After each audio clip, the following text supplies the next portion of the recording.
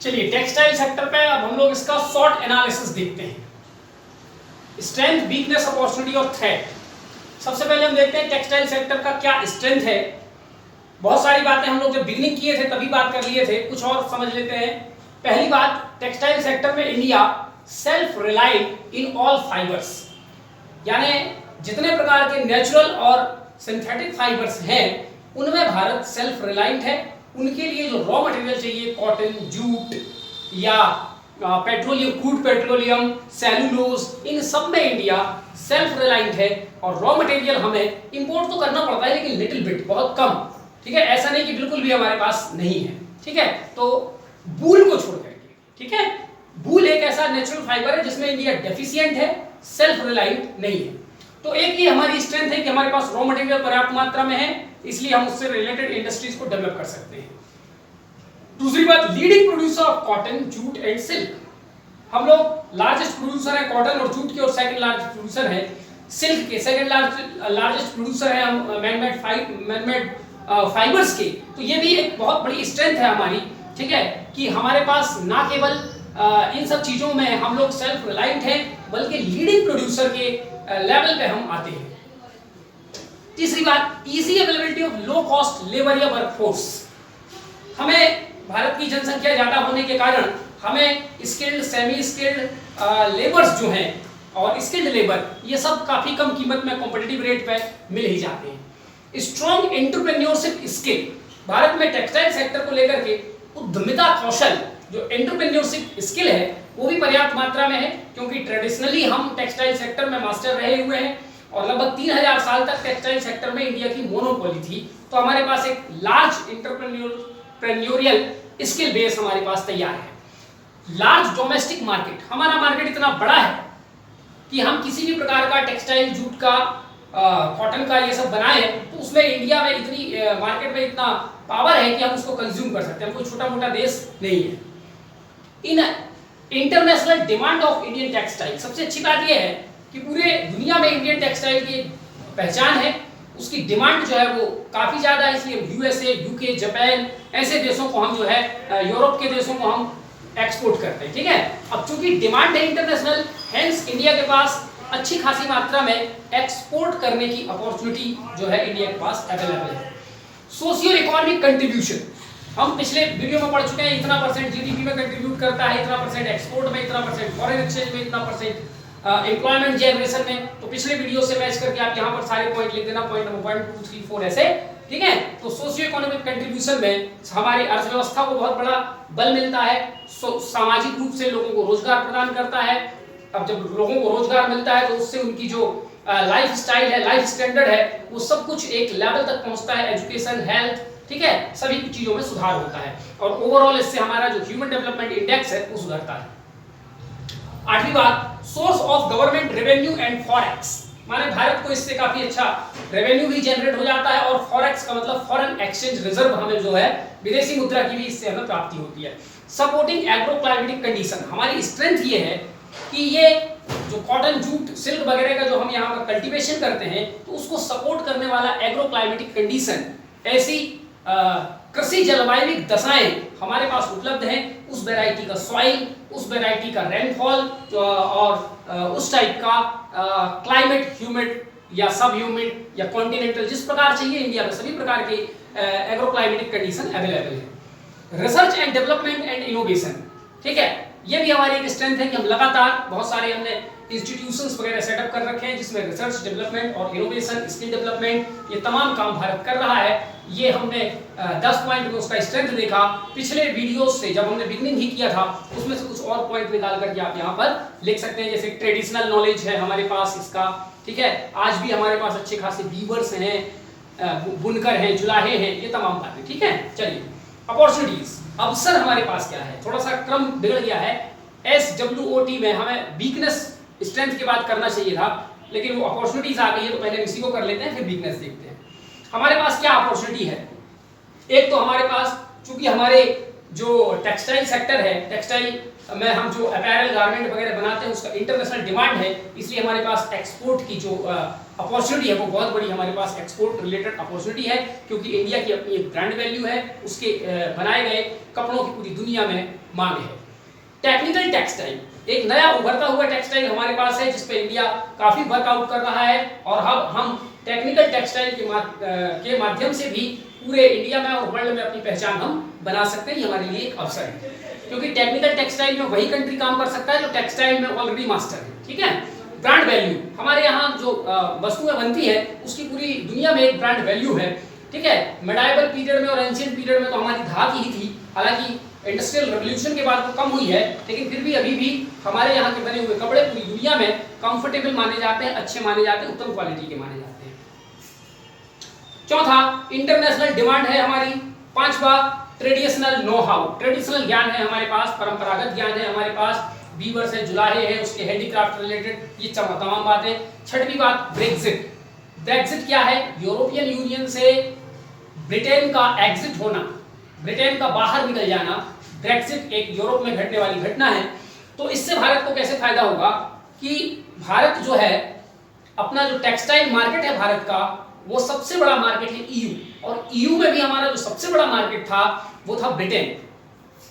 तो ब्रिटेन जब ईयू में था तो ब्रिटेन को ईयू के जो नियम कानून होते थे वो सारे मान करके भारत के साथ या बाकी की दुनिया के देशों के साथ अपने इंटरनेशनल या बायलैटरल रिलेशन को तय करता था। अब ब्रिटेन अलग हो चुका है ईयू से, तो उससे जो है हमें उसका एक अच्छा फायदा मिलेगा, उसका कोई डीमेरिटल नुकसान हमें नहीं मिलेगा। अब हम ब्रिटेन से उसके तरीके से डील करके हम ब्रिटेन में जाकर के अपनी फैक्ट्रीज खोल सकते हैं, और ब्रिटेन के माध्यम से हम उसको बाकी के यूरोप के देशों में फैला करके अपनी ब्रांड वैल्यू और अपना एक्सपोर्ट और ज्यादा मात्रा में हम बढ़ा सकते हैं। 7वें नंबर पे बहुत सारे देशों के साथ हम फ्री ट्रेड एग्रीमेंट कर रहे हैं। अब चूंकि टेक्सटाइल हमारी एक बहुत बड़ी ताकत है, तो जब हम किसी देश के साथ फ्री ट्रेड एग्रीमेंट करते हैं तो इंडिया का टेक्सटाइल एक्सपोर्ट बढ़ने की संभावना बढ़ती है। ठीक है, ये सारी अपॉर्चुनिटीज हैं। तो हम देखते हैं क्या वीकनेस, कमजोरी क्या है हमारे टेक्सटाइल सेक्टर में। Number 1, highly fragmented and unorganised. हमारे यहाँ जो टेक्सटाइल सेक्टर है वो जो है मैन मेड फाइबर को यदि छोड़ दें तो सारे नेचुरल फाइबर में वो फ्रेगमेंटेड है, यहाँ वहाँ बिखरा बिखरा है, छोटा छोटा है, हैंडलूम सेक्टर ज्यादा है, कॉटेज इंडस्ट्री ज्यादा है, और अनऑर्गेनाइज्ड है। ठीक है, एक संगठित नहीं है, असंगठित नेचर का हमारे पास पूरा industry. More than 85% unorganised sector में हमारा इंडस्ट्री काम करता है। दूसरे नंबर पे लैक ऑफ प्रोडक्ट डाइवर्सिफिकेशन। हमारी एक कमी ये है कि हम टेक्सटाइल सेक्टर में प्रोडक्ट डाइवर्सिफिकेशन नहीं कर पाए, और परंपरागत जो कपड़े वगैरह बनाते थे हम उसी तक अपने आप को सीमित रखे, तो थोड़ा सा हमें प्रोडक्ट डाइवर्सिफिकेशन भी जो है वो करना पड़ेगा। GST made garment expensive. अब जीएसटी 18% लग रहा है अपैरल और गारमेंट सेक्टर पर, जबकि पहले ये 12-13% के आसपास लगता था वेटेड ये सब मिलाकर के। तो अब जीएसटी लगने से थोड़ा सा गारमेंट सेक्टर थोड़ा पहले की तुलना में महंगा हुआ है। चौथी बात, lack of access to modern technologies. आधुनिक तकनीक, आधुनिक मशीनरीज, इन सब का अभाव है भारत में। पांचवी बात, tariff and non tariff barriers. जब हम दुनिया के अन्य देशों के साथ टेक्सटाइल का बिजनेस करते हैं, भारत जब टेक्सटाइल एक्सपोर्ट करता है तो दुनिया के कई देश हमारे टेक्सटाइल गारमेंट पर अनेक प्रकार के टैरिफ और नॉन टैरिफ बैरियर लगा देते हैं, जिसके कारण हमारी जो वस्तुएं हैं, हमारे जो टेक्सटाइल गारमेंट हैं, वो उन देशों तक जब एक्सपोर्ट होते हैं तो थोड़ी उनकी कीमत बढ़ जाती है, और जिसके कारण थोड़ा सा जो सेलिंग है हमारे प्रोडक्ट्स की विदेशों में वो कम हो जाती है। ठीक है, तो इस इशू को हमें WTO वगैरह में उठा करके इस इशू को सेटल डाउन करना पड़ेगा। 6वें नंबर पे एनवायरमेंटल एंड सोशल इश्यूज। कुछ पर्यावरणीय मुद्दे भी हैं, क्योंकि टेक्सटाइल सेक्टर में पानी का बहुत ज्यादा उपयोग होता है, फिर वो पानी को बहाया जाता है तो वो नदियों में जाकर के मिलता है, तो उससे कुछ पर्यावरणीय संकट खड़े होते हैं। फिर सोशल इशू में आप चाइल्ड लेबर, विमेन लेबर, और अगर विमेन को आप काम करवा रहे हैं तो उसके लिए हाइजीनिक व्यवस्था, ये तमाम चीजें, तो ये सब कुछ मिलाकर के एनवायरमेंटल और सोशल इश्यूज भी एक प्रॉब्लम्स हैं। ठीक है, और बाकी के प्रॉब्लम्स जो हैं other points from earlier topics. इसके पहले हम लोगों ने जूट सेक्टर में, वूलन में, सभी सेक्टर में अलग अलग प्रॉब्लम डिस्कस किए हैं, तो वहां से भी प्रॉब्लम उठा करके, जैसे कि ओल्ड मशीनरीज हैं, परंपरागत कपड़े हम बनाते हैं, कुछ नया जो है फैशन की नई चीजों को, पूरे दुनिया के फैशन को स्टडी करके उसके लिए जो नए प्रकार की चीजें बनाना, इन सब चीजों का अभाव, तो आप पुराने वाले वीडियो से देख करके और भी इसको मिक्सअप कर लेंगे। थ्रेट क्या है, भय क्या है हमारे सेक्टर को, डर किस बात का है? Stiff competition with China, Bangladesh, Vietnam, Thailand इत्यादि। ये जो और कॉटन ग्रोइंग कंट्रीज हैं, जूट ग्रोइंग कंट्रीज हैं, सिल्क ग्रोइंग कंट्रीज हैं, तो उनके यहाँ भी ये सारे इंडस्ट्रीज डेवलप्ड हैं। तो अगर हम इन सब चीजों में वर्कआउट नहीं करेंगे और वो आगे निकल जाएंगे, तो एक कंपटीशन एक बहुत बड़ा हमारे लिए फियर का फैक्टर है, थ्रेट है। दूसरा, raising interest rate, labour cost etcetera. कोई भी इंडस्ट्री बिना बैंकों से लोन लिए काम नहीं चलता। तो हमारे जो इंडस्ट्री चलते हैं, जब वो बैंकों से लोन लेते हैं, तो आजकल दिन ब दिन जो है थोड़ा सा इंटरेस्ट रेट बढ़ते जा रहा है, जिसके कारण उनका कैपिटल कॉस्ट जो है वो बढ़ जाता है इंडस्ट्री में। इसके अलावा जो है लेबर कॉस्ट भी अब दिन ब दिन बढ़ते जा रहे हैं, तो ये भी थोड़ी सी इशू है, एक थ्रेट है। तीसरा, loss of traditional skill and knowledge of weaving and crafting etcetera. कढ़ाई, बुनाई और जो विभिन्न प्रकार की क्राफ्टिंग है और वीविंग स्किल है, बुनाई का स्किल, वो सब अब ट्रेडिशनली थोड़ा थोड़ा सा कम होते जा रहा है समय के साथ। इस पे भी वर्कआउट करने की जरूरत है। फार्मर्स इशू, फार्मर का इंडिपेंडेंस है, फार्मर सुसाइड है, ये तमाम एक मुद्दे हैं जो भारत के टेक्सटाइल सेक्टर के लिए थ्रेट फैक्टर का काम करते हैं। अब हम बात करते हैं importance of textiles industry in India. जब हमने ये टॉपिक शुरू किया था, तभी हमने इसका इंपॉर्टेंस बता दिया था कि टेक्सटाइल सेक्टर का इंडिया में क्या इंपॉर्टेंस है, इतने लोगों को रोजगार देता है, ठीक है, इतना जीडीपी में कंट्रीब्यूट करता है, ठीक है। ट्रेडिशनली प्राचीन काल से, सिंधु घाटी सभ्यता से ये टेक्सटाइल सेक्टर इंडिया में चलते आया है। ये तमाम बातें आप उसमें एडअप कर देंगे तो इसका इंपॉर्टेंस निकल के आ जाएगा, ठीक है। अगली बात, गवर्नमेंट इनिशिएटिव्स। भारत सरकार ने टेक्सटाइल सेक्टर को डेवलप करने के लिए क्या क्या कदम उठाए हैं, इसमें लंबी चौड़ी लिस्ट है, मैं फटाफट पढ़ देता हूँ। कोई स्कीम अगर आपको यहाँ पर डिटेल से समझ में ना आए तो आप थोड़ा सा उसको गूगल करके उस स्कीम को थोड़ा सा आप लोग समझ लीजिएगा। पहला, 100% एफडीआई ऑटोमेटिक रूट से in all textile sector. All माने कॉटन, जूट, वूल, सिंथेटिक, टेक्निकल टेक्सटाइल, सभी प्रकार के टेक्सटाइल में भारत सरकार ने ऑटोमेटिक रूट से एफडीआई यानी कि फॉरेन डायरेक्ट इन्वेस्टमेंट यानी विदेशी निवेश को जो है 100% अलाउ कर दिया है, ठीक है। दूसरी, सामर्थ्य। सामर्थ्य क्या है? ये skill development and capacity building program है टेक्सटाइल सेक्टर में। टेक्सटाइल सेक्टर में काम करने वाले लोगों का स्किल डेवलपमेंट, उनकी कैपेसिटी को बिल्डअप करना, ये तमाम मुद्दों के लिए ये स्कीम चलाया गया था। तीसरे नंबर पे है scheme for integrated textile parks, STIP। इसके लिए विभिन्न प्रकार के अलग अलग टेक्सटाइल पार्क जो है दुनिया के अलग अलग जगहों इंडिया के अलग अलग जगहों में स्थापित किए जाएंगे। ये स्कीम 10वीं पंचवर्षीय योजना के समय शुरू किया गया था और अब तक पूरे भारत में 60 टेक्सटाइल पार्क जो है वो स्थापित किए जा चुके हैं। TUFS एंड ATUFS स्कीम, जिसके बारे में हम पहले पढ़ चुके हैं, टेक्नोलॉजी अपग्रेडेशन फंड स्कीम और amended technology upgradation fund scheme. पांचवी बात है इंटीग्रेटेड प्रोसेसिंग डेवलपमेंट स्कीम, यानी जूट की प्रोसेसिंग, सिल्क की प्रोसेसिंग, कॉटन की प्रोसेसिंग के लिए ये स्कीम लाया गया है। प्रोसेसिंग मतलब उसको उत्तम क्वालिटी में कन्वर्ट करना।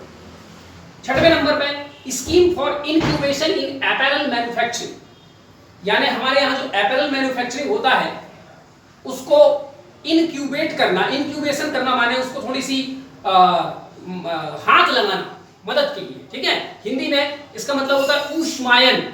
ऊष्मायन माने किसी चीज को हेल्पिंग हैंड बढ़ाना, ठीक है, सपोर्ट करना।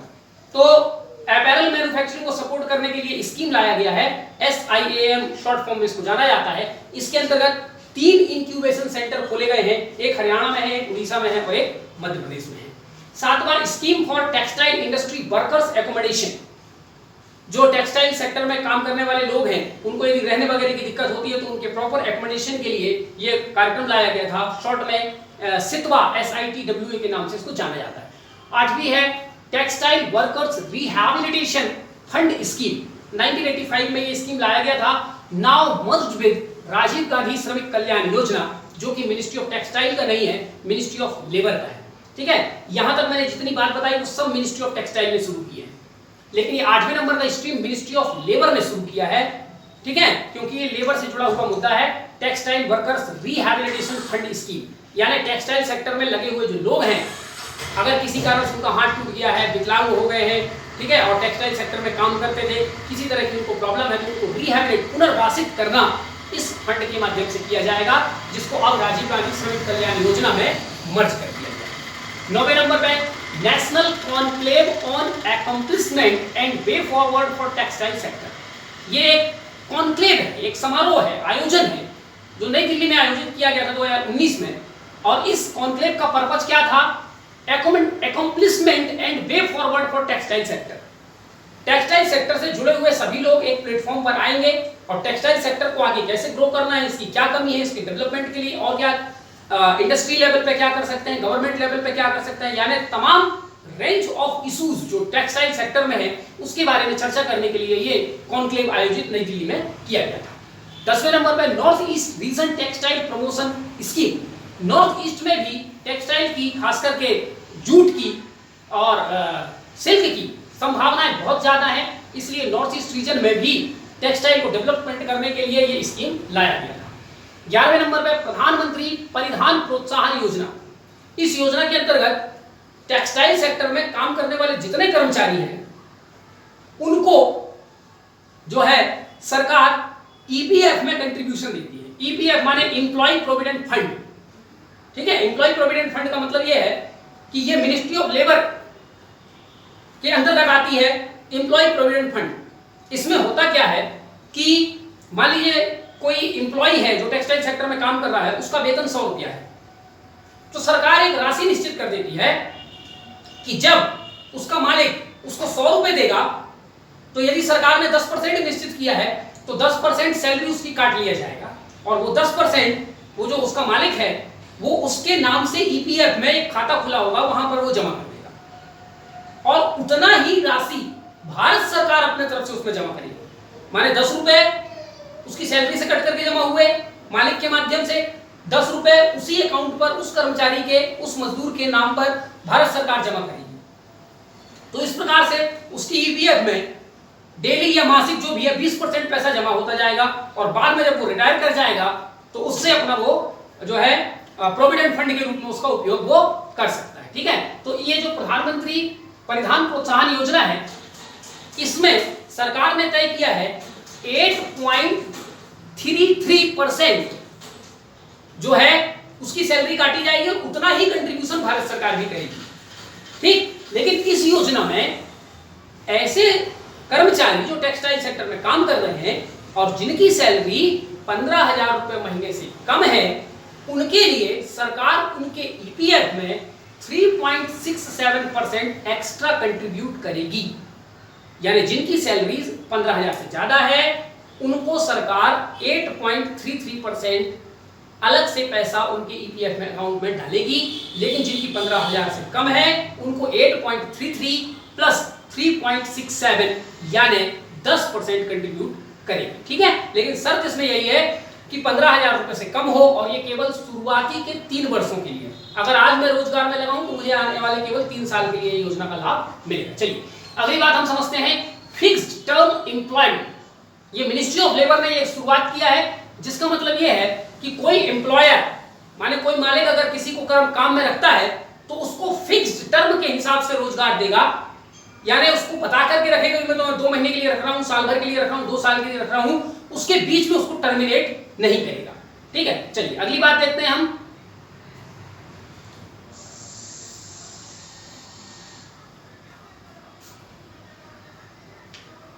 अगला है 11 export promotion council. Ministry of textile ने अलग अलग सेक्टर को एक्सपोर्ट को प्रमोट करने के लिए ये एक्सपोर्ट प्रमोशन काउंसिल बनाए हैं, ठीक है। जैसे jute export promotion council, cotton export promotion council, rayon export promotion council, इस प्रकार से 11 प्रकार के काउंसिल एक्सपोर्ट करने के लिए जो है वो डेवलप किए गए हैं।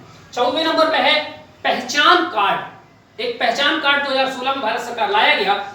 ये अनऑर्गेनाइज सेक्टर में काम करने वाले सभी मजदूरों को, चाहे वो टेक्सटाइल सेक्टर में काम कर रहे हो या दूसरे किसी सेक्टर में काम कर रहे हो, ये पहचान कार्ड उनको दिया जाएगा।